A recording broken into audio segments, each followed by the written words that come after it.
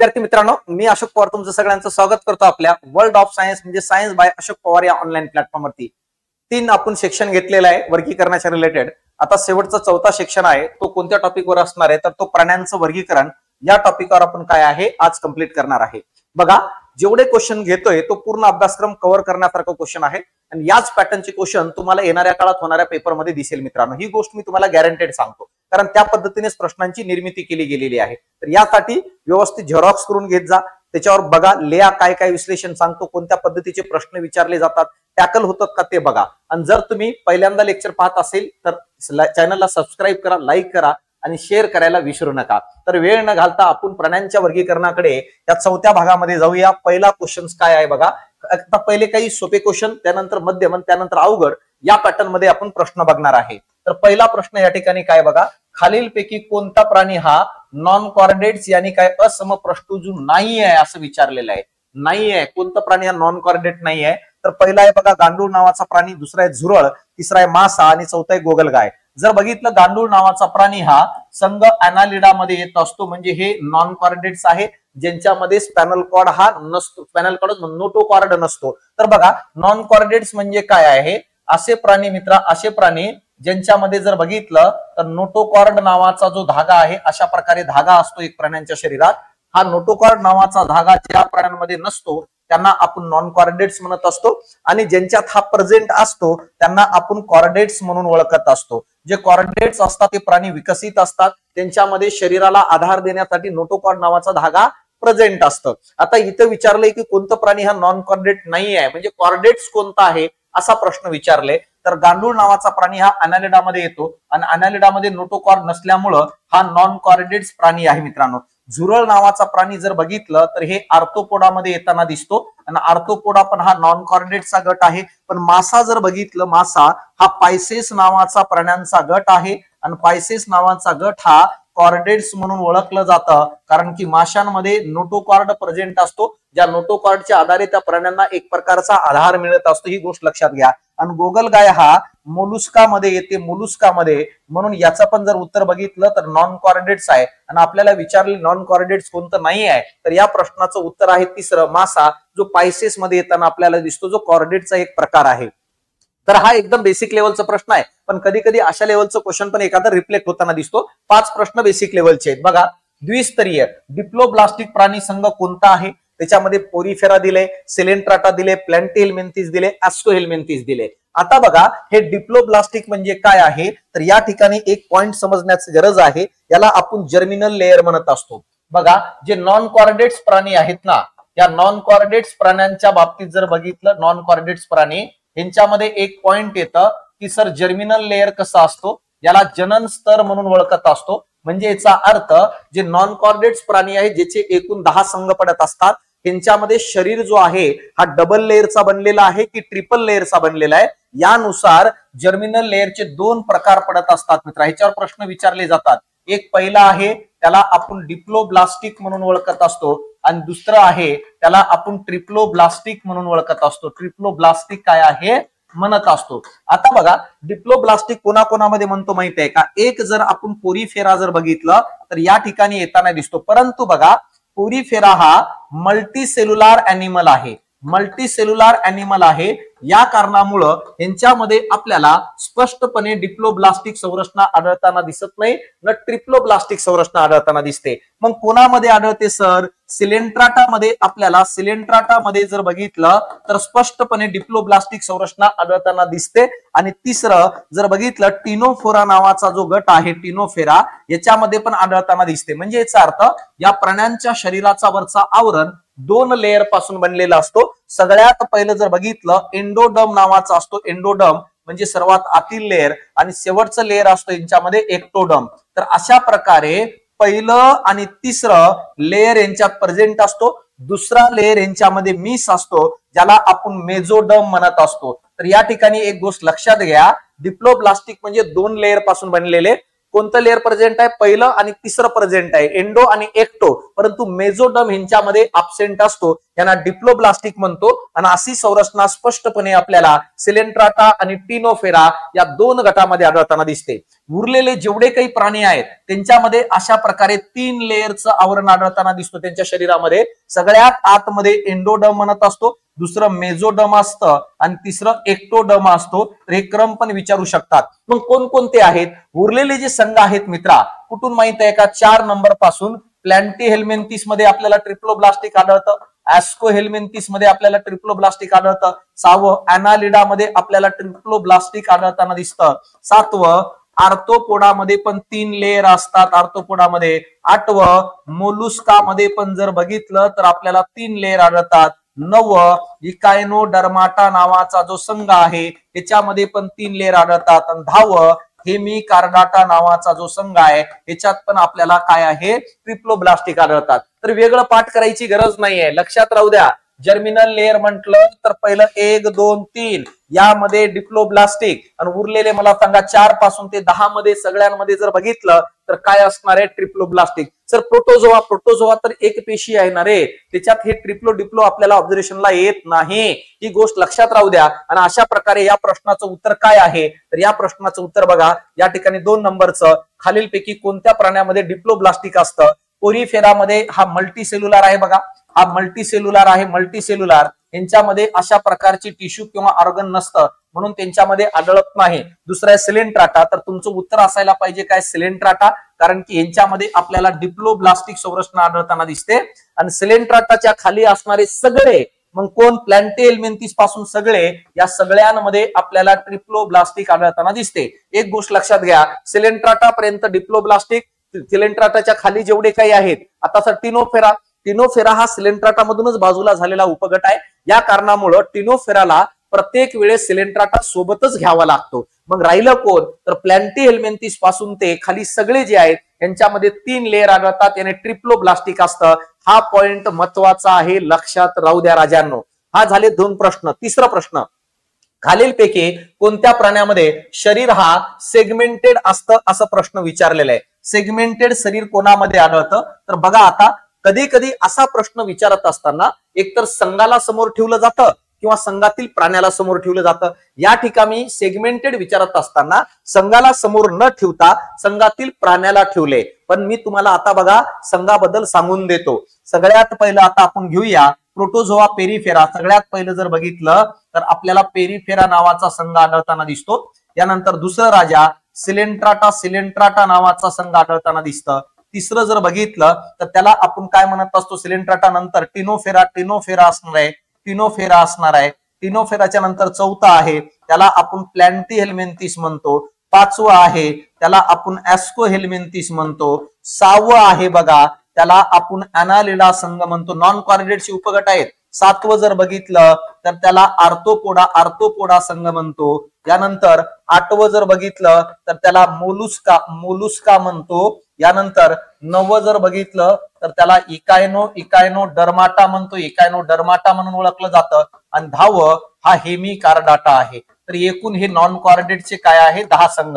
जर तुला वाटत असेल तर हे काय नाव डेंजर आहेत, हो माहित आहे का? माझं एक लेक्चर युट्यूबला जाऊन बघ प्राण्यांचं वर्गीकरण. तुला नंतर असं वाटेल की काय नाही सर चिल्लर नाव आहेत, आहे की नाही? आपण जसं बंड्या फिंड्या म्हणतो की नाही तसले नाव आहेत असं वाटेल तुला. आता इथं बघा, तर इथं विचारलंय की सेगमेंटेड कोणामध्ये? हे जे 2 संघ तुम्हाला दिसत आहेत ऍनालिडा आणि आर्थ्रोपोडा, हे 2च संघ फक्त आपल्याला सेगमेंटेड आणि खंडीभूत आढळतात. उरलेले सगळे संघ हे आपल्याला अनसेगमेंटेड आढळतात. तर पाठांतर करायची गरज नाही राजा, फक्त 10 संभागापैकी 2 लक्षात घेऊ. एक कोण सर? ऍनालिडा. दुसरं कोण आहे सर? आर्थ्रोपोडा. हे सेगमेंटेड आहेत. उरलेले सगळे काय आहेत? अनसेगमेंटेड. परंतु इथं संघ न देता त्या संघातील प्राणी दिलेत. ते पण कोणते प्राणी देतात माहितीये का? जे फेमस आहेत ते देतात मित्रा. मग आता इथं प्रत्येक प्राणी कोणतं फेमस आहे? तर पेरिफेरामध्ये जर कोण फेमस आहे तर या ठिकाणी मी तुला स्पष्टपणे सांगतो, जास्त लोड न घेता आरामशीर काय करत जा, लिहून घेत जा. तर पेरिफेरामध्ये स्पंज हा फेमस आहे. सिलेंट्राटामध्ये हायड्रा नावाचा प्राणी फेमस आहे. हायड्रा. तर टिनोफेरामध्ये नाही, टिनोफेरामध्ये एक्झाम्पल महत्वाचं नाही. प्लॅन्टीहेल्मिन्थिस मध्ये सर टेपवर्म हा फेमस आहे. लिव्हर फ्ल्यूक नावाचा हा प्राणी फेमस आहे. 2 लक्षात राहू द्या. ऍस्कोहेल्मिन्थिस मध्ये सर पिनवर्म फेमस आहे. हुकवर्म फेमस आहे, हे लक्षात राहू दे. अनालिडामध्ये कोण? अनालिडामध्ये गांडूळ नावाचा प्राणी फेमस आहे. अनालिडामध्ये जळू यानी लीच नावाचा प्राणी फेमस आहे, हे लक्षात राहू दे. सर आर्थ्रोपोडामध्ये कोण आहे? आर्थ्रोपोडामध्ये जर बघितलं तर मित्रांनो माहित आहे का, झुरळ वगैरे फेमस आहे. यानंतर सगळ्यात महत्वाचं सिल्वर फिश पण हा आर्थ्रोपोडामध्ये फेमस आहे, तर त्याला लक्षात राहू द्या. यानंतर सर मोलुस्कामध्ये कोण फेमस आहे? तर राजा गोगलगाय फेमस आहे. ऑक्टोपस नावाचा प्राणी फेमस आहे. यानंतर बघा स्क्विड नावाचा प्राणी पण फेमस, नुसतं फेमस आहे. तर तुला त्याच्यावर लक्ष द्यायचं जो फेमस आहे, समजलं? आयोगाचं लक्ष त्याच्यावर असतो. मग आयोगाचं लक्ष तू फेमस असणाऱ्या प्राण्यांवर आहे आणि तू लक्ष लायब्ररीच्या प्राण्यांवर आहे, कसं काय पास होशील? तर तू पण लक्ष लायब्ररीतील प्राण्यापेक्षा या ठिकाणच्या असणाऱ्या प्राण्यावर असणं गरजेचं आहे. यानंतर सर इकायनोडर्माटामध्ये सगळ्यात फेमस तारा मासा आहे. यानंतर जर बघितलं तर बाकीचे आहे, सी कुंकुंबर आहे, सी लिली आहे, फिदर स्टार आहे. हेमिकार्डामध्ये बॅलेनोग्लॉसस आहे फेमस. तर अशा प्रकारे हे एवढे जरी लक्षात ठेवलास ना उदाहरण, तरी प्रश्नाचं उत्तर येऊ शकतो तुला.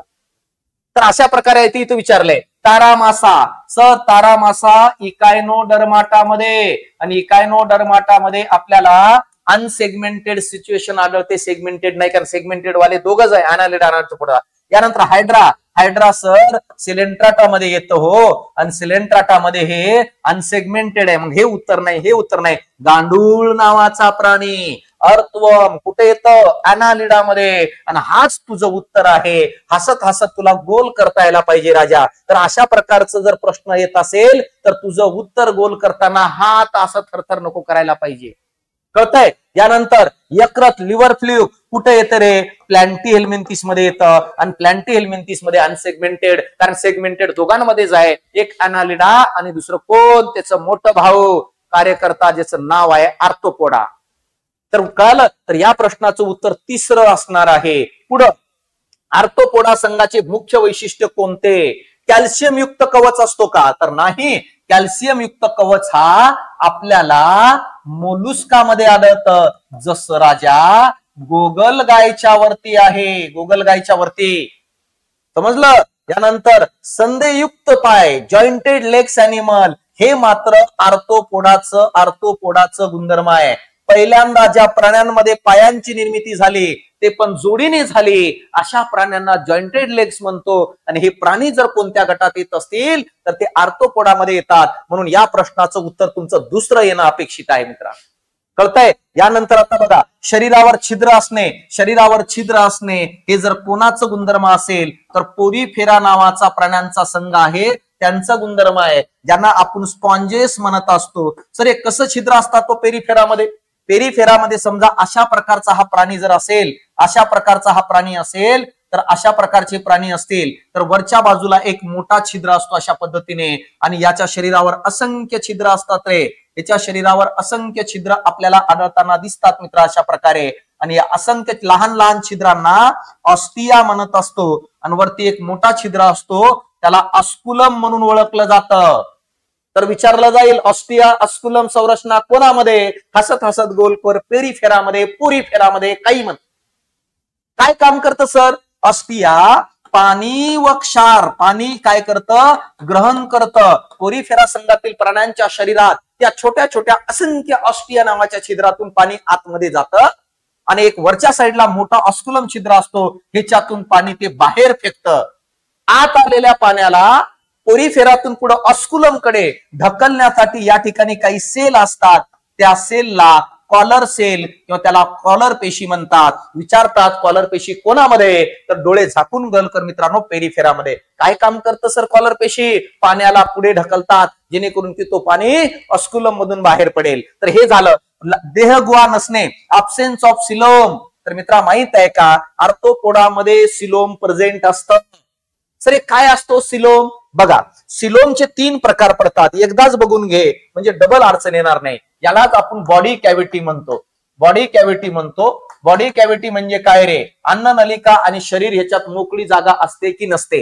एकतर बॉडी कॅव्हिटी अब्सेंट असते राजा, एकतर अब्सेंट असते किंवा एकतर आभासी असते, आणि एकतर जर बघितलं प्रेझेंट असते. जर अब्सेंट असेल तर त्याला आपण असिलोमेट म्हणून ओळखत असतो. असिलोमेट आणि जर प्रेझेंट असेल सॉरी आभासी असेल तर त्याला आपण स्युडोसिलोमेट म्हणत असतो रे मित्रा, स्युडोसिलोमेट म्हणतो. आणि जर प्रेझेंट असेल तर त्याला सिलोमेट म्हणून ओळखलं जातं. आता जे नॉन कॉर्डिनेट्स आहेत एकूण 10 संघ, तर त्याच्यापैकी आयोग विचारतं सिलोमेट संरचना कोणामध्ये, स्युडोसिलोमेट संरचना कोणामध्ये आणि सिलोमेट संरचना कोणामध्ये. तर राजा पहिले जे 5 आहेत कोण कोण बघा. सगळ्यात पहिल्यांदा प्रोटोझोआ असणार आहे. यानंतर सेकंड असणार आहे पेरिफेरा असणार आहे. यानंतर तिसरा असेल सिलेंट्राटा असणार आहे. चौथा असणार आहे कोण रे, प्लॅन्टीहेल्मिंथिस. तर हे 1 ते 4 दे आहेत पहिले पोरिफेरा प्रोटोझोआ पासून ते प्लॅन्टीहेल्मिंथिस मध्ये. त्यांच्यात बॉडी कॅव्हिटी आढळत नाही म्हणजे यांची संरचना असिलोमेट आहे. आणि यानंतर आता बघा स्युडोसिलोमेट कोणामध्ये, 5वा आहे एकच ज्याला आपण ऍस्कोहेल्मिंथिस म्हणतो. ऍस्कोहेल्मिंथिस मध्ये आपल्याला स्युडोसिलोमेट संरचना आढळते. आणि उरलेले राजा 6 पासून कोण कोण रे, अनालिडा. यानंतर 7वा नंबर आर्थोपोडा. 8वा नंबर मोलुस्का. 9वा नंबर इकायनोडर्माटा. 10वा नंबर हेमिकार्डाटा. या सगळ्यांमध्ये आपल्याला सिलोम संरचना आढळते. आयोग प्रश्न एक तर या संघाला पुढे करेल नाहीतर प्राण्याला पुढे करतं. उदाहरणार्थ तुला विचारलं जाईल गांडूळ नावाच्या प्राण्यामध्ये सिलोम संरचना आढळते की नाही, तर गांडूळ नावाचा प्राणी अनालिडामध्ये येतो. तर सर यस सिलोम संरचना आढळते मित्रा. तुला जर विचारलं की बाबा सिल्वर फिश मध्ये आढळते की नाही, सिल्वर फिश आर्थोपोडामध्ये यस सिलोम संरचना आढळते. तुला विचारलं तारा मासा येतं इकायनोडर्माटामध्ये, यस सिलोम संरचना आढळते. कळतंय, ते कळणं गरजेचं आहे राजा. तुला जर विचारलं टेपवर्म मध्ये आढळते की नाही, तर टेपवर्म हा या ठिकाणी येतं प्लॅन्टीहेल्मिंथिस मध्ये. तर टेपवर्म मध्ये असिलोमेट संरचना आहे, वेगळं काही नाहीये. तुला ओळखता यायला पाहिजे की गंगाधर शक्तिमान दाखवले या ठिकाणी म्हणून. कळतं इथपर्यंत. तर या प्रश्नाचं उत्तर बघा तुम्हाला कळलं असेल काय रे, आर्थोपोडामध्ये काय जॉईंटेड लेग्स असतात म्हणून उत्तर बी आहे. सर मग पहिलं का नाहीये, कारण पहिलं कॅल्शियम युक्त आवरण हा मोलुस्कात आढळतो. दुसरं काय, कारण पहिल्यांदा पायांची निर्मिती झाली, पंखांची निर्मिती झाली आर्थोपोडामध्ये. तिसरं शरीरावर छिद्रे असणे हे आर्थोपोडाचं लक्षण नाहीये. पोरिफेराचं 2 प्रकारचे छिद्र काय असणार आहे. आणि देहगुहा नसणे हे आर्थोपोडामध्ये देहगुहा असतं, देहगुहा कोणामध्ये नसते, तर देहगुहा कोणामध्ये नसते मित्रा माहित आहे का. तर या प्रश्नाचं उत्तर मला सांगा. पहिले 1 ते 4 मध्ये देहगुहा आपल्याला आढळताना दिसत नाही. कोणाकोणामध्ये, पोरिफेरामध्ये दिसत नाही, सिलेंट्राटामध्ये दिसत नाही. आणि चौथं मला सांगा प्लॅन्टीहेल्मिंथिसच्या वरती जे काही आहेत प्रोटोझोआ पासून ते पेरिफेरा पर्यंत सिलेंट्राटा आणि प्लॅन्टीहेल्मिंथिस या चौघांमध्ये आपल्याला सिलोम अब्सेंट आढळताना दिसते. म्हणून हे पण त्याचं गुणधर्म नाही, हे पण गुणधर्म आहे. उत्तर कोणतं, दुसरा असणार आहे. कळतंय. तरी एकदाच क्लिअर करून घे. आणि जर युट्यूबला लेक्चर बघितलंस ना याच्यावरच प्रश्न चुकणार नाही तुझे. यासाठी जर नवीन असतील तर जाय युट्यूबला, खाली सर्च कर प्राण्यांचं वर्गीकरण. आपलं लेक्चर, माझं लेक्चर बघ, दुसऱ्याचं बघून फायदा होणार नाही जास्त. का, कारण मी साध्या भाषेत शिकवले, दुसरं काही नाही. बघा खालीलपैकी कोणतं प्राणी मॅमल मध्ये येतात रे, सस्तन प्राण्यामध्ये येत असतात. शार्क हा पायसेस मध्ये येतं. पायसेस मध्ये कोणतं गट, पायसेसचे 2 गट पडत असतात. एक असणार आहे कार्टिजिनस असतो आणि दुसरं जर बघितलं तर ऑस्टिजिनस असतो, ऑस्टिजिनस. तर हे 2 गट पडत असतात. कशाचे, पायसेसचे. आणि शार्क हा कोणत्या गटात येत असेल दोन्हीपैकी, तर शार्क येतो मित्रांनो माहित आहे का, तो कार्टिजिनस मध्ये येतं. शार्क या ठिकाणी आपल्याला येताना दिसतो. काय गुणधर्म आहे सर याचं, बघा कार्टिजिनसचा गुणधर्म काय आहे, यांचा जबडा मजबूत असतो. जबडा काय रे, मजबूत आढळतं आपल्याला. सर आणखी काय आढळतं, दुसरी गोष्ट जर बघितलं यांचा जो माउथ आहे तो पोटाकडच्या साईडला वेंट्रल साईडला असतो, वेंट्रल साईडला. तिसरं काय आहे सर, यांचे जे खवले असतात, खवले हे प्लॅकॉइड प्रकारचे आढळतात, प्लॅकॉइड प्रकारचे. दुसरे काय आहे रे सर, हे पिल्लांना जन्म देत असतात. 5वं काय आहे सर, यांच्यामध्ये एअर बॅग नसते, म्हणून हे कंटिन्युअसली पोहत असतात. एका सेकंदासाठी एका ठिकाणी थांबत नाही. हे सगळे गुणधर्म आहेत कोणाचे, कार्टिजिनस. ऑस्टिजिनस काय आहे बघ राजा, ऑस्टिजिनस बघितलं तर यांचा जबडा नाजूक असतो राजा, जबडा नाजूक असतो, हे लक्षात राहू दे. दुसरं, माउथ कोणत्या साईडला असतो, माउथ हा टर्मिनलला असतो, एकदम समोरच्या बाजूला. गोड पाण्यातील मासे, कटला, सुरमई कटला. त्यानंतर आणखी काय रे, रोहू मासा बघितला असेल, त्यांचं तोंड समोर असतं टर्मिनलला. यानंतर तिसरं पॉइंट काय रे सर, हे अंडी घालतात. यांचं स्केलेटन कशाचं बनलेलं असतो, यांचं स्केलेटन हा बोनचा बनलेला असतो. तर वरचं बघा कार्टिजिनस स्केलेटन हा कार्टिलेजचा बनलेला असतो. त्यांच्यात एअर बॅग असते म्हणून गोड पाण्यातील कटलासारखा मासा काही कालावधीसाठी दगडाखाली थांबतो, कारण त्या एअर बॅग मध्ये असणारा ऑक्सिजन जो साठवून ठेवलं तर ते वापरतं, म्हणून त्याला पोहायची गरज नसते काही काळ. तर अशा प्रकारे शार्क कुठे येतं? कार्टिजिनस मध्ये. इथं विचारलंय सस्तन प्राणी कोण, तर शार्क आपलं उत्तर येणार नाही. सर बेडूक काय? बेडूक राजा हा उभयचर मध्ये येतं रे. उभयचर ते प्राणी असतात जे डिंबक अवस्थेत असताना पाण्यात राहतात, मोठे झाल्यानंतर पाण्यात पण असतात आणि बाहेर पण येत असतात. ते प्राणी आहेत जे फुफ्फुसाद्वारे शोषण करतात, जे कल्ल्याद्वारे शोषण करतात, जे त्वचेद्वारे शोषण करत असतात. उभयचर ते प्राणी आहेत ज्यांच्यामध्ये हृदय हा 3 कप्प्याचा असतो, त्यांच्यामध्ये इनकम्प्लीट डबल सर्क्युलेशन आढळतं. हे ते प्राणी असतात ज्यांना आपण शीत रक्ताचे प्राणी म्हणत असतो, कोल्ड ब्लडेड अॅनिमल म्हणतो. का? कारण की या कोल्ड ब्लडेड अॅनिमलच्या शरीराचं तापमान वातावरणाच्या तापमानानुसार बदलतं आणि या गुणधर्माला इंग्लिश मध्ये म्हणतात पायकिलोथर्मस.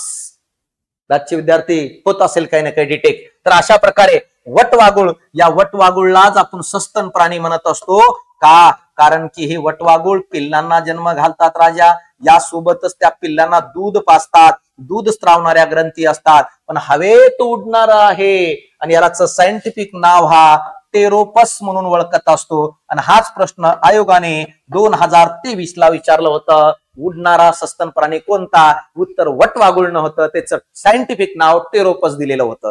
कळतंय? हे सेन्स ऑफ ह्युमर असणं गरजेचं आहे. कासव कुठे येलो सर? कासव इथं नाही येणार राजा, हे रेप्टाइल्स मध्ये येताना दिसतं आपल्याला. तर अशा प्रकारे या ठिकाणी मॅमल्स मध्ये कोण? तर तिसरं वटवागुळ येतं. रेप्टाइल्स मध्ये पण हृदयाचे 3 कप्पे असतात, उभयचर मध्ये पण 3 कप्पे असतात. कळतं इथपर्यंत? तर हे आपल्याला समजणं गरजेचं आहे. आता बघा, आभासी देहगुहा स्युडोसिलोम असलेले प्राणी कोणतं? आता सांगितलं ना रे राजा. पहिलं प्रोटोझोआ, पेरिफेरा, सिलेंट्राटा, टिनोफेरा, प्लॅन्टिहेल्मिन्थिस. काय रे? अब्सेंट. बघा असिलोम कोणामध्ये? बघा असिलोम कोणामध्ये मी म्हंटलो होतो, असिलोम कोणामध्ये? प्रोटोझोआ पासून ते प्लॅन्टिहेल्मिन्थिस पर्यंत असिलोम आहे. यानंतर स्युडोसिलोम एकामध्येच आहे. कोणामध्ये? ऍस्कोहेल्मिन्थिस मध्ये. आणि यानंतर मला सांग भाऊ, सिलोम कोणामध्ये आढळते? सिलोम अॅनालिडा पासून ते मित्रांनो माहित आहे का हेमिकार्डाटा पर्यंत सगळ्यांमध्ये आढळताना दिसते. तर इथे विचारले स्युडोसिलोम कोणामध्ये? चपट्या क्रमीमध्ये असिलोम असतं, अब्सेंट असतं. गोलक्रमे ऍस्कोहेल्मिन्थिस हे तुझं उत्तर असायला पाहिजे. हसत तुला गोल करता यायला पाहिजे. यासाठी पूर्ण लेक्चर बघायला पाहिजे. या प्राणी वर्गीकरणाचा तो लेक्चर युट्यूबला फुकट मध्ये उपलब्ध आहे. फक्त तुझं इंटरनेट थोडं जाईल, ते पण वायफाय वर बघून घे कोणाच्या तरी. आता बघा यानंतर अॅनालिडा मध्ये आपल्याला सिलोमेट प्रकारची संरचना आढळताना दिसते, बॉडी कॅव्हिटी असते. आर्थोपोडा अॅनालिडाचा पुढे सगळ्यांमध्ये आढळते, अॅनालिडाच्या पुढे सगळ्या संघामध्ये आढळते. अॅनालिडामध्ये पुढे जर बघितलं आर्थोपोडामध्ये, मोलुस्कामध्ये, इकायनोडर्माटा, हेमिकार्डाटा सगळ्यांमध्ये सिलोमेट आहे. मी थोड्या वेळाखाली सांगितलं कोणामध्ये प्रेझेंट आणि कोणामध्ये अब्सेंट. तर या प्रश्नाचं उत्तर आहे दुसरं, कारण की ऍस्कोहेल्मिन्थिस मध्ये आढळतं. यानंतर बघा पृष्ठरज्जू केवळ लार्वाच्या शेपटीत असतोय, हे कोणत्या उपसंघाचे वैशिष्ट्य आहे? तर विचारते काय माहित आहे का, खालीलपैकी कोणत्या संघामध्ये जो नोटोकॉर्ड नावाचा हा धागा आहे, हे फक्त शेपटीत असतं असं ते सांगतंय. तर पहिला आहे युरोकार्डाटा, दुसरा आहे सिफॅलोकार्डाटा, तिसरा आहे राजा वर्टिब्रेटा आणि चौथा आहे हेमिकार्डाटा. बघा मी काय म्हणतो आता लक्ष द्या. युरोकार्डाटाच्या फक्त शेपटीत जो आहे हा नोटोकॉर्ड नावाचा धागा असतो, म्हणून ह्याचं उत्तर आहे पहिलं युरोकार्डाटा. सर सिपॅलो काय आहे? सिपॅलो मध्ये शरीराची जी लांबी असते त्या शरीराच्या लांबी एवढं काय असतो माहित आहे का? जर बघितलं नोटोकॉर्ड असतो त्याला म्हणतात सिपॅलोकार्डाटा. आणि ते प्राणी ज्या प्राण्यांमध्ये नोटोकॉर्डचं रूपांतर मित्रा, या धाग्याचं रूपांतर पाठीच्या कण्यामध्ये झालेला असतो, अशाच प्राण्याला फक्त आपण काय म्हणत असतो? वर्टिब्रेटा. आणि सर हेमिकार्डाटा काय आहे? हेमिकार्डाटा मध्ये जे प्राणी असतात ते जेव्हा मित्रांनो लार्वल स्टेज मध्ये असतात तेव्हा त्यांच्यामध्ये एक उदाहरण घ्या, बॅलेनोग्लॉसस नावाचं उदाहरण आहे. तो प्राणी अशा प्रकारचं आपल्याला आढळताना दिसतो. अशा प्रकारे त्यांचं शरीर असं असतो बॅलेनोग्लॉसस. हा जो समोरचा भाग आहे डोक्याकडचा त्या प्राण्याच्या, त्याला प्रोबोसिस म्हणून ओळखत असतो. हा जो भाग आहे ह्याला कॉलर म्हणत असतात आणि उरलेल्या भागाला ट्रंक म्हणून ओळखलं जातो, जो धडाचा भाग आहे. कोणाचं सांगतं हेमिकार्डाटामध्ये बॅलॅनोग्लॉसस. हा जो प्रोबोसिस भाग आहे फक्त ह्याच्यामध्ये पण जीवनाच्या पहिल्या अवस्थेत काही काळासाठी नोटोकॉर्ड आढळतो, परंतु कालांतराने तो नष्ट होऊन जातो. म्हणून या हेमिकार्डाटा पहिल्यांदा कॉर्डेट्स मध्ये घेतलं होतं, पण नंतर कळालं की याच्यात नोटोकॉर्ड आयुष्यभर राहत नाही, म्हणून त्याला उचललं आणि नॉन कॉर्डेट्स मध्ये टाकलोय आपण. म्हणून बघा या हेमिकार्डाटाला त्यात बॅलॅनोग्लॉसला आपण कॉर्डेट्स आणि नॉन कॉर्डेट्स या दोघांनाही जोडणारा दुवा म्हणून ओळखत असतो मित्रा. तर इथं प्रश्न विचारलं होतं खालीलपैकी कोणामध्ये फक्त शेपटीत नोटोकॉर्ड असतो, तर या प्रश्नाचं उत्तर आहे पहिलं युरोकार्डाटामध्ये. शरीराच्या लांबी एवढं म्हटलं असतं, उत्तर आलं असतं सिफेलोकार्डा. पाठीचा कणा म्हटलं असतं, उत्तर आलं असतं व्हर्टिब्रेटा. फक्त काही काळासाठी नोटोकॉर्ड तयार होतो असं आलं असतं, तर उत्तर आलं असतं हेमिकार्डाटा. काय सांगू राजा? डायरेक्ट प्रश्न सांगू आयोगाचं 2025 मध्ये येणारा भविष्यातलं? नाही, ते पॉसिबल नाहीये. बाकी सगळं सांगतो. बघा आता 8वा प्रश्न, पंचआर्यीय सममिती कोणामध्ये आढळते असा प्रश्न विचारलाय. आता सर हे सममितीचं काय मॅटर आहे समजून घे राजा. सममिती म्हणजे काय? शरीराचे समान भाग होतात की नाही होत, याला म्हणतात सिमेट्री. याला काय म्हणतो आपण? सिमेट्री. आता बघा जर समान भाग होत नसेल तर त्याला म्हणतो आपण असिमेट्री. त्याला काय म्हणतो आपण? असिमेट्री. जर फक्त एकदाच समान भाग होत असेल तर त्याला आपण म्हणत असतो बायलॅटरल सिमेट्री. आणि जर अनेक वेळेस होत असेल तर त्याला आपण म्हणत असतो रॅडियल सिमेट्री. जसं एखाद्या प्राण्यांचं शरीर अशा प्रकारचं आहे, मला सांगा कसंही कट केलं तर समान भाग होणार आहे का रे? नाही, पॉसिबलच नाहीये. कसंही कट केलं तर समान भाग होणार नाहीये. पण एखाद्या प्राण्यांचं शरीर असं आहे गोलाकार, असं कट केलं तर अनेक वेळेस समान भाग होतो, त्याला म्हणतात रॅडियल. पण एखाद्या प्राण्यांचं शरीर अशा प्रकारचं आहे, त्याला जर असं उभा कट केलं तर समान भाग होणार. जसं मानवाचं या सेंटर मधून कट केलं तर समान भाग होईल, आडवा तिडवं कसंही केलं तर होणार नाही. जर एकदाच होत असेल तर that is called as a bilateral. आता कोणामध्ये कोणती सिमेट्री? तर राजा बघ आता सगळ्यात पहिल्यांदा प्रोटोझोआमध्ये आपल्याला असिमेट्री आढळते. दुसरं पेरिफेरामध्ये आपल्याला असिमेट्री आढळते. तिसरं जो आहे ज्याला सिलेंट्राटा म्हणतो राजा, या सिलेंट्राटामध्ये आपल्याला रॅडियल सिमेट्री आढळते. आणि या तिसऱ्याचा एक 9व्या नंबरचा मित्र आहे. 9व्या नंबरचा मित्र आहे. तिसऱ्याचा नंबर कोणता? 9वा. आणि 9व्या नंबरच्या फ्लॅट मध्ये राहणाऱ्याचं नाव आहे इकायनोडर्माटा. या इकायनोडर्माटामध्ये पण रॅडियल सिमेट्री आहे. आणि उरलेले सगळ्यांमध्ये काय रे? बायलॅटरल. पहिल्या दोघांमध्ये असिमेट्री, तिसरं कोण? सिलेंट्राटा. आणि त्याच्या दोस्ताचं नाव काय? इकायनोडर्माटा. दोघांमध्ये रॅडियल. उरलेले सगळे बायलॅटरल. उरलेले म्हणजे कोण कोण? 4 नंबरचं प्लॅन्टीहेल्मिंथिस बायलॅटरल, 5 नंबरचं ऍस्कोहेल्मिंथिस बायलॅटरल, 6 नंबरचं अनालिडा बायलॅटरल, 7 नंबरचं आर्थोपोडा बायलॅटरल, 8 नंबरचं मोलुस्का बायलॅटरल, 9 नंबरचं नाही, 9 नंबर गेलंय पळून ह्याच्यासोबत. कोणासोबत? सिलेंट्राटा सोबत. आणि 10 नंबरचं हेमिकार्डाटा. काय? बायलॅटरल. अरे काय पाठ करायची गरज आहे, फक्त डोकं देऊन थोडं लक्ष दे, ऐक. तर अशा प्रकारे इथं आता मला सांगा इथं काय आहे हे. आता सिलेंट्राटामध्ये जे असते त्याला रॅडियल म्हणतो, पण जो इकायनोडर्माटा आहे त्याच्यामध्ये रॅडियल, इकायनोडर्माटा जो आहे त्याच्यामध्ये पण रॅडियल आहे. पण रॅडियलचे इथं 2 प्रकार पडतात. रॅडियल मध्ये या इकायनोडर्माटामध्ये काही राउंडेड असतात. राउंडेड कोणामध्ये असतं रे? सी आर्चिन नावाचा जो काही सी आर्चिन नावाचा आहे त्यांच्यामध्ये राउंडेड सिमेट्री आढळते. आणि ह्यांच्यामध्ये जर बघितलं पंचतारांकित आढळते. पंचतारांकित. आणि पंचतारांकित कोणामध्ये? तारामासामध्ये आढळते. हे अशा प्रकार. पंचतारांकित आणि राउंडेड हे दोन्हीचे दोन्ही हे रॅडियलचेच प्रकार आहेत. पण हे आढळतं आपल्याला कोणामध्ये? इकायनोडर्माटामध्ये राजा. आणि हेच प्रश्न आता या ठिकाणी विचारलेला आहे, तर व्यवस्थित लक्ष द्या. काय म्हणतोय आठवा प्रश्न? पंचआर्यीय यानी काय? Parent radial symmetry. आता सांगितलं कोणामध्ये? इकायनोडर्माटातील. कोणामध्ये? तारामासामध्ये. आता बघा सिलेंट्राटामध्ये रॅडियल आढळते, रॅडियल. यानंतर मोलुस्कामध्ये राजा बायलॅटरल आढळते. आणखी एक सांगू का तुम्हाला? महत्वाची गोष्ट कानात सांगू का? बघ मोलुस्कामध्ये बायलॅटरल आढळते, पण या मोलुस्कामध्ये जो गोगल गायचा संघ आहे, गोगल गायचा जो संघ आहे ज्याला गॅस्ट्रोपोडा म्हणतात, परंतु हा गॅस्ट्रोपोडा गोगल गायचा संघ आहे जो मोलुस्कात येतो. मोलुस्काची सिमेट्री ही बायलॅटरल आहे, पण खास या गोगल गायचा संघ गॅस्ट्रोपोडा याची सिमेट्री मात्र असिमेट्रिकल आहे. विचारलं जाईल, महत्वाचं पॉइंट आहे. मोलुस्कातील सर्व प्राण्यांचं बायलॅटरल, पण त्याच्यातला उपगट गोगल गायचा गॅस्ट्रोपोडा असिमेट्री आहे. आर्थोपोडा राजा हा बायलॅटरल आहे. आणि हेच प्रश्न आयोगाने 2024च्या पेपरला विचारलं की आर्थ्रोपोडात कोणती सिमेट्री होती, बायलॅटरल. 3-4 पॉईंट होते, तिच्यापैकी एक पॉईंट हा होता. आणि इकायनोडर्माटा यांच्यामध्ये असणारा तारा मासा जो आहे, या तारा मासामध्ये आपल्याला काय म्हणतो पेंटा रेडियल सिमेट्री आढळताना दिसते. म्हणून उत्तर काय रे, चौथं येणं गरजेचं आहे. कळालं इथपर्यंत? बघा पुढचं क्वेश्चन. ज्वालापेशी, आग उगणाऱ्या पेशी. ज्वालापेशी आग म्हणजे काय, फ्लेम सेल कोणत्या कार्यासाठी वापरलं जातात आणि कोणत्या संघात आढळतात, दोन्ही विचारलंय. फ्लेम सेल हा काय आहे, पेशी आहे. ही पेशी आहे आणि ही पेशी काही संघात आढळते आणि काय काम करते ते लक्षात घ्या. आता मी सांगतो बघा. तर या ठिकाणी फ्लेम सेल ही प्लॅन्टीहेल्मिन्थिस मध्ये आढळतं, ज्याला चपटेक्रमी म्हणत असतो, आणि ते उत्सर्जनाचं काम करत असते. तर आता इथं लक्षात घ्या काय काय आहे. शोषण, सिलेंट्राटामध्ये शोषण कशाद्वारे, तर सिलेंट्राटामध्ये शोषणासाठी कोणतंही अवयव नसतं रे, कोणतंही अवयव नसतं. शोषणासाठी कोणतंही अवयव नसतं. उत्सर्जन सप्त्याक्रमे, उत्सर्जन सप्तेक्रमी जे असतात त्याला प्लॅन्टीहेल्मिन्थिस म्हणतो, हे मात्र फ्लेम सेलद्वारे उत्सर्जन करत असतात, फ्लेम सेलद्वारे. आणि इथं तेच विचारलंय, फ्लेम सेल हे कोणामध्ये आढळतं, प्लॅन्टीहेल्मिन्थिस मध्ये. काय काम करतं, उत्सर्जन करतं. म्हणून तुझं उत्तर दुसरं आहे. सर सी आणि डी मध्ये काय प्रॉब्लेम आहे, चलन अनालिडा. आता बघा अनालिडा जे काही संघ आहे ते लोकोमोशन कशाद्वारे करतात, हा प्रश्न आयोगाने 2023ला विचारला होता. तर अनालिडातील संघ लोकोमोशन हे सिटिया नावाचा एक अवयव आहे त्याच्याद्वारे करतात, किंवा पारपोडिया नावाचा अवयव असतो ह्याच्याद्वारे पण करत असतात.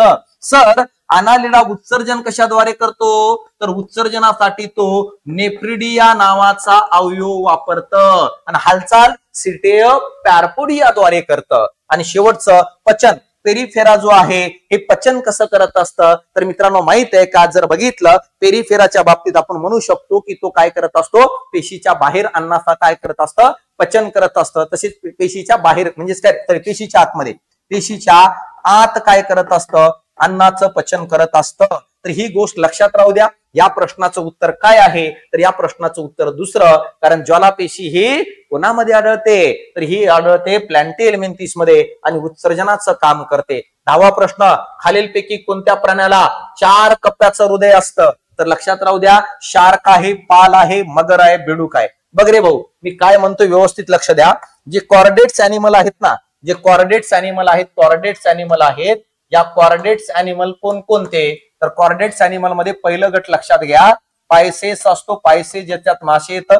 दुसरं गट लक्षात घ्या, उभयचर असतो, उभयचर असतं अँफिबियन.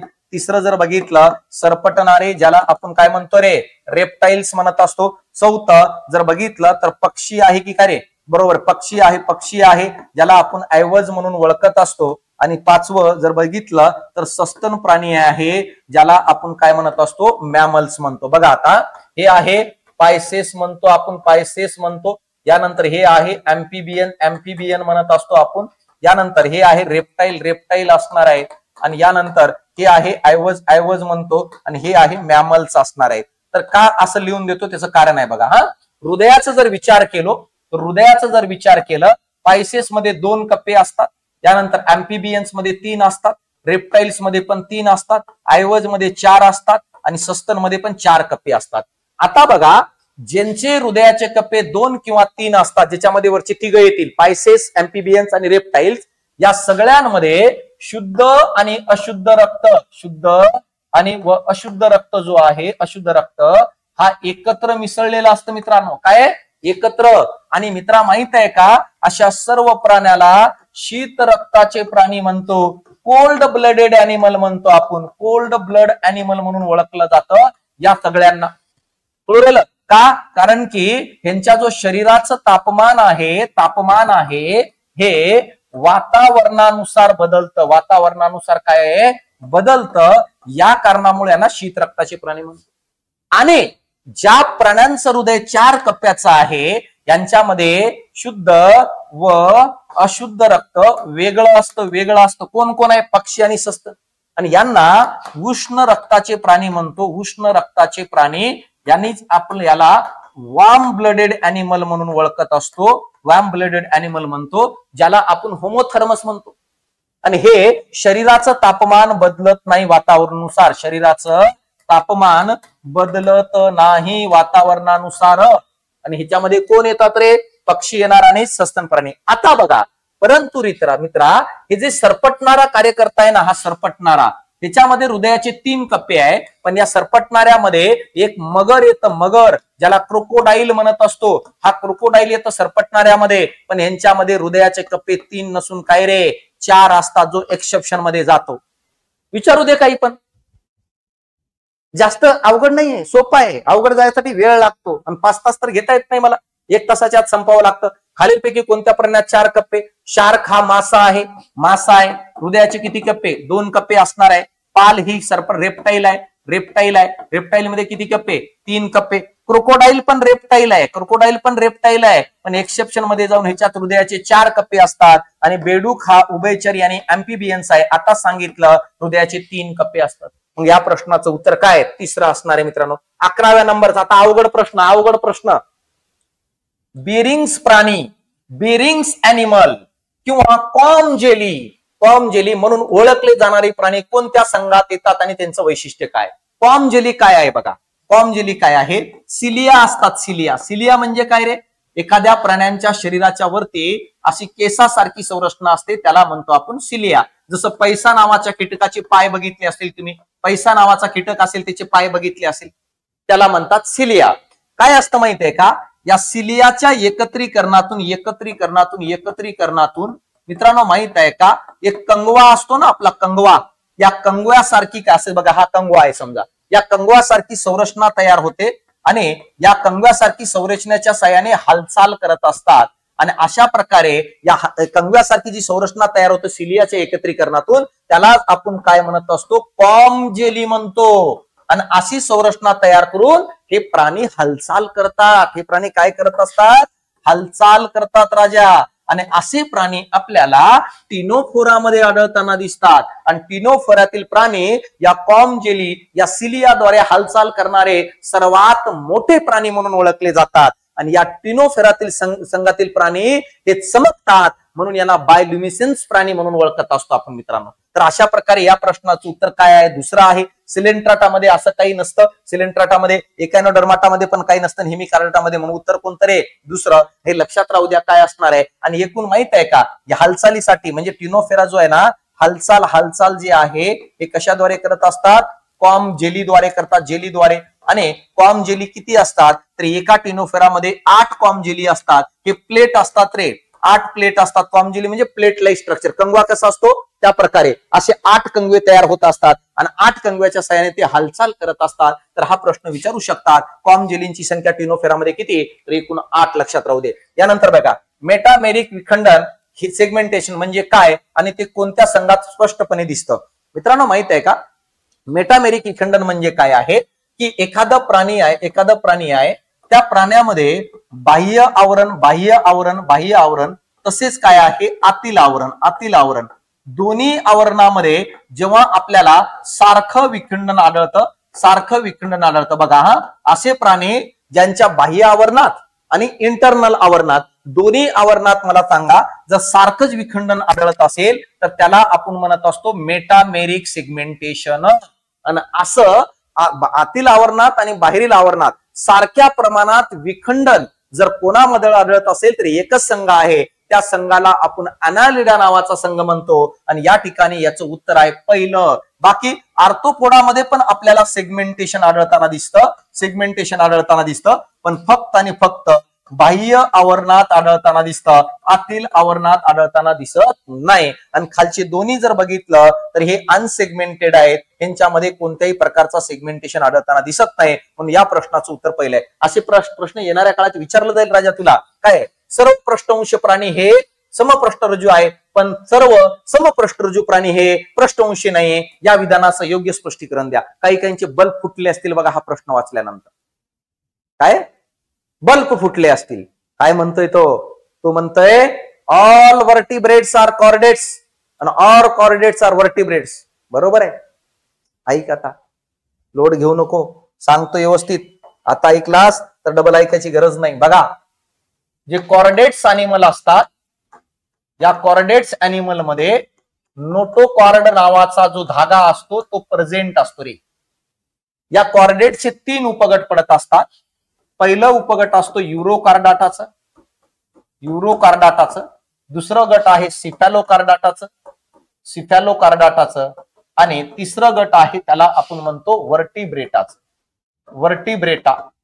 आता बघा, युरोकार्डाटा ते असतात ज्यांच्यात नोटोकॉर्ड जो आहे, नोटोकॉर्ड फक्त आणि फक्त शेपटीत असतं रे. कशात असतं? शेपटीत. त्याला आपण म्हणतो युरोकार्डाटा. सिफॅलोकार्डाटा बघितलं तर नोटोकॉर्ड जो आहे, नोटोकॉर्ड हा शरीराच्या लांबी एवढा असतो, शरीराच्या काय आहे, लांबी एवढा असतो. जर एखाद्या शरीराच्या लांबी एवढे एखाद्या प्राण्यात असेल तर त्याला काय म्हणतो? सिफॅलोकार्डाटा. पण वर्टिब्रेटा म्हणजे काय? असे प्राणी ज्यांच्यामध्ये नोटोकॉर्डचं रूपांतर पाठीचा कण्यात झालेला असेल, फक्त त्या पाठीच्या कणा प्रेझेंट असणाऱ्या प्राण्यालाच आपण वर्टिब्रेटा म्हणतो.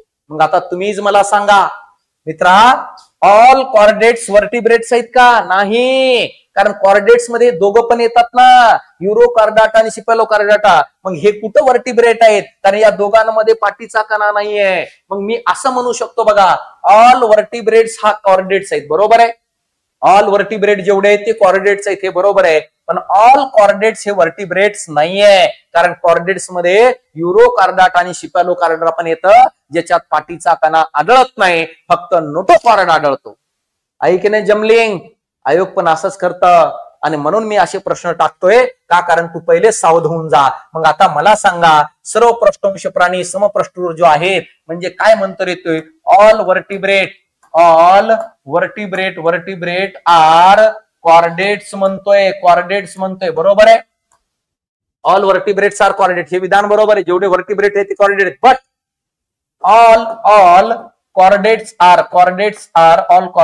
आर नॉट काय रे? वर्टिब्रेट. बरोबर आहे, वर्टिब्रेट. सगळे कॉर्डेट्स वर्टिब्रेट नाहीये. इथं विधान बघा, ऑल कॉर्डेट्स आर वर्टिब्रेट नाहीये. का? कारण हे दोघं पण आहेत. पण ऑल वर्टिब्रेट्स हे कॉर्डेट्स आहेत. वर्टिब्रेट हा कॉर्डेटचा काय भाग आहे? मग याचं कारण काय विचारलंय? पहिलं कारण काही समपृष्ठवंशी प्राण्यामध्ये पाठीचा कणा आयुष्यभर नसतो. हे विधान पार्शियली बरोबर आहे. समजलं का?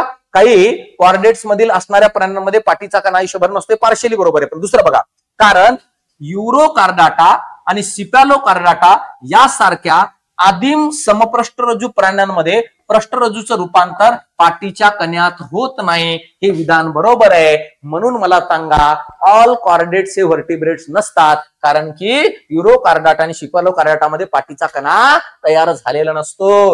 हे उत्तर आहे राजा. कळतंय? हे लक्षात राहू द्या. म्हणून उत्तर दुसरा असणार आहे. 14 खालीलपैकी कोणत्या वर्गातील प्राण्यांमध्ये शोषण कल्ले, त्वचा आणि फुफ्फुसा तिन्ही मार्फत केलं जातं? तर या प्रश्नाचं उत्तर जर बघितलं तर मित्रांनो, एम्फिबियन्स हे तिघांमार्फतही करतात. का? कारण हे पाण्यात पण राहतात, जमिनीवर पण राहतात, म्हणून हे सगळ्याद्वारे शोषण करत असतात. पायसेस हे कल्ल्याद्वारे शोषण करत असतात, रेप्टाइल्स हे फुफ्फुसाद्वारे शोषण करतात आणि पक्षी पण फुफ्फुसाद्वारे शोषण करत असतो. मित्रा काल इथपर्यंत. आता बघा, यानंतर जर बघितलं शेवटचं रेट्रोग्रेसिव्ह मेटामॉर्फिसिस म्हणजे काय आणि ते कोणामध्ये आढळतं, असा प्रश्न या ठिकाणी विचारलेला आहे. ही एक कन्सेप्ट आहे बघा, काय असणार आहे, कशा प्रकारे असणार आहे ते मी तुम्हाला सांगतो. तर बघा, आता जर बघितलं तर हे कोणामध्ये आढळतं? तर हा जो काही पॉइंट आहे बघा, रेट्रोग्रेसिव्ह मेटामॉर्फिसिस म्हणजे काय? जेव्हा लार्वल स्टेज एखाद्या प्राण्यांचं रूपांतर हे प्रौढ अवस्थेत होत असतो, तर या अवस्थेला म्हणतात काय आहे? रेट्रोग्रेसिव्ह मेटामॉर्फोसिस म्हणतो. जेव्हा लार्वल स्टेज मधून जेव्हा प्रौढ अवस्थेत जातं तेव्हा त्या अवस्थेला काय म्हणतो माहित आहे का? काय म्हणतो? रेट्रोग्रेसिव्ह मेटामॉर्फोसिस. बघा, जास्त विकसित लार्वाची कमी विकसित किंवा स्थानबद्ध प्रौढात रूपांतर होणे हे आपल्याला युरोकार्डाटामध्ये आढळतं आणि हेच उत्तर असणार आहे मित्रांनो. बरोबर का? जेव्हा प्रौढात होऊन स्थानबद्ध होतं ना, तेव्हा मला सांगा याला काय म्हणतो? रेट्रोग्रेसिव्ह मेटामॉर्फोसिस म्हणून ओळखलं जातं. हे कोणामध्ये आढळतं? युरोकार्डाटामध्ये. आणि युरोकार्डाटामध्ये जर बघितलं हॉर्डमॅनिया या प्राण्यामध्ये आपल्याला आढळताना दिसतं मित्रांनो. तर अशा प्रकारे बघा, हे काय 15 क्वेश्चन झालेले आहेत. आता या ठिकाणी तुम्हाला मी एक पॉइंट सांगू इच्छितो की मित्रांनो, माहित आहे का, जर बघितलं तर आपण टेस्ट सिरीज चालू केलेली आहे. टेस्ट सिरीज 10 ऑगस्ट पासून चालू होत आहे. आणि मित्रा माहित आहे का, 10 ऑगस्ट पासून चालू होत आहे. एकूण 20 टेस्ट आहेत, 50 प्रश्नाचे आहेत. टेस्ट मराठी आणि इंग्रजीतून दोन्हीतून प्रश्न असणार आहेत. आणि फक्त 10 तारखेपर्यंत या टेस्टची फीस फक्त 110 रुपये आहे. तर आवर्जून तुम्ही टेस्ट घेऊ शकता. 100% याच क्वालिटीची याच लेवलची एका टॉपिकवर 50-50 प्रश्न. काय राहील रे मागं? काहीच राहणार नाही. तर चालतं, या ठिकाणी थांबतो. भेटू आपण 5व्या भागामध्ये आणखी एक टॉपिक घेऊन. तोपर्यंत अभ्यास करा, एन्जॉय नका. धन्यवाद मित्रांनो.